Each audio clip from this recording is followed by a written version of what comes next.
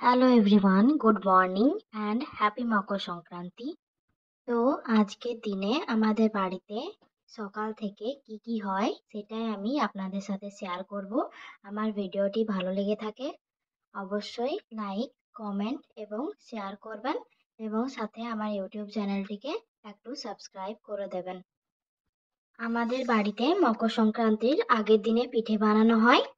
এখানে ফুটন্ত গরম জল দিয়ে চালের গুঁড়িগুলোকে আটার মতো ভাবে মেখে নেওয়া হয়েছে, একদম ভালোভাবে মেখে নেওয়া হয়েছে। এরপর ছোট ছোট লেচি কেটে তার মধ্যে নারকেলের পুর দিয়ে পিঠে একটা একটা করে গড়ে নেওয়া হচ্ছে। আমার এই ভিডিওটি যদি ভালো লেগে থাকে অবশ্যই লাইক, কমেন্ট, শেয়ার এবং সাবস্ক্রাইব করতে ভুলবেন না।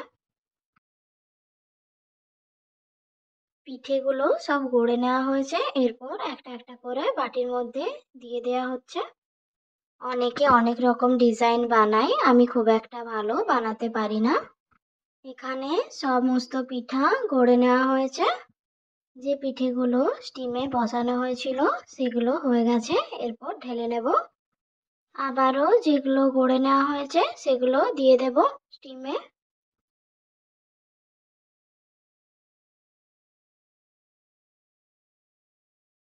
আজকে মকর সংক্রান্তি।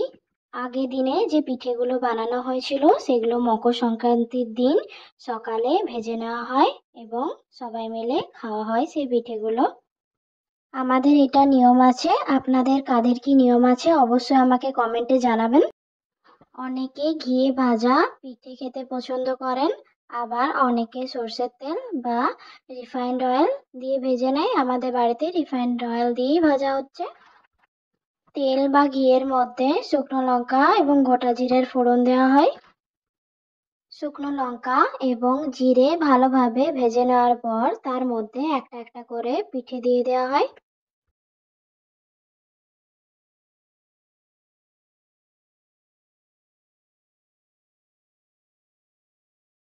আমাদের বাড়িতে আজ অল্প করে পিঠে ভেজে নেওয়া হচ্ছে, কারণ আজকে সংক্রান্তি মঙ্গলবার, তাই বাড়ির কোনো মেয়েরা এই পিঠে ভাজা খাবে না।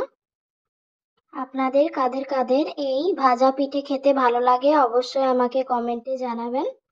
এখানে পিঠেগুলো ভালোভাবে নেড়েচেড়ে ভেজে নেওয়া হচ্ছে। পিঠে ভাজা প্রায় হয়েই গেছে।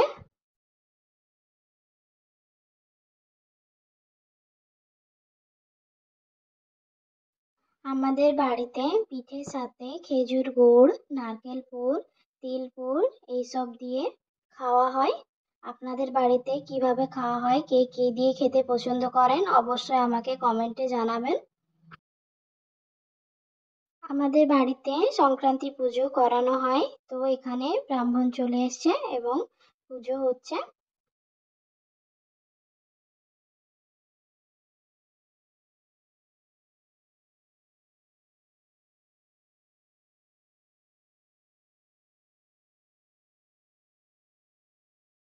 পুজো হয়ে গেছে।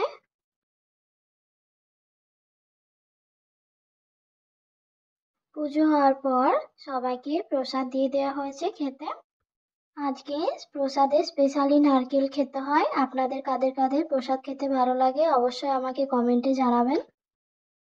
এখানে আজকের দুপুরের খাবার বানিয়ে নেওয়া হচ্ছে। তো এখানে পরোটা বানিয়ে নেওয়া হচ্ছে। আজকে আমাদের বাড়িতে দু রকমের পরোটা বানানো হচ্ছে।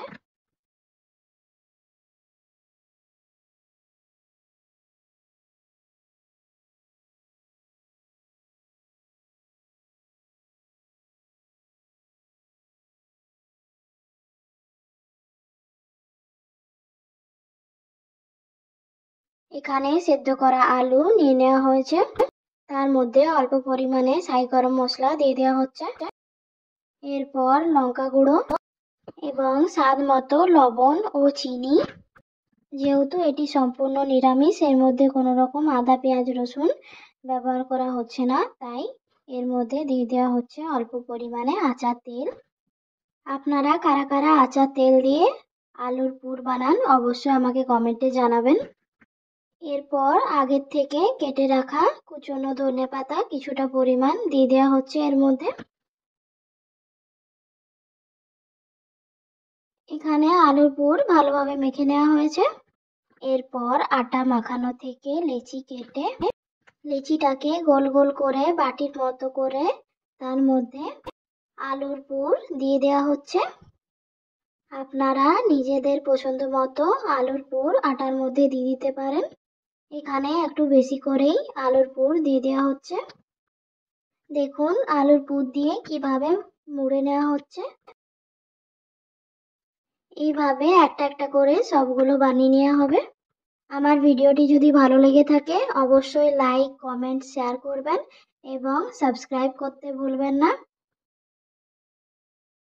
দেখুন এখানে ভালোভাবে ভরে নেওয়া হয়েছে, আপনারা দেখতেই পাচ্ছেন। এদিকে পায়েস বানানো হয়ে গেছে, আপনারা দেখতেই পাচ্ছেন। আপনারা কে কিসের পায়েস খেতে বেশি পছন্দ করেন আমাকে অবশ্যই কমেন্টে জানাবেন। এরপর আলুর পরোটাগুলো একটা একটা করে বেলে নেওয়া হচ্ছে। আপনারা দেখুন এখানে পরোটাগুলো কিভাবে বেলে নেওয়া হচ্ছে, একটু এর মধ্যে থেকে আলুর পুর বেরোয়নি কিন্তু। এরপর পরোটাগুলো ভেজে নেওয়া হচ্ছে। এখানে পরোটাগুলো লো টু মিডিয়াম ফ্লেমে ভেজে নেওয়া হচ্ছে, আপনারাও এভাবে ভেজে নেবেন।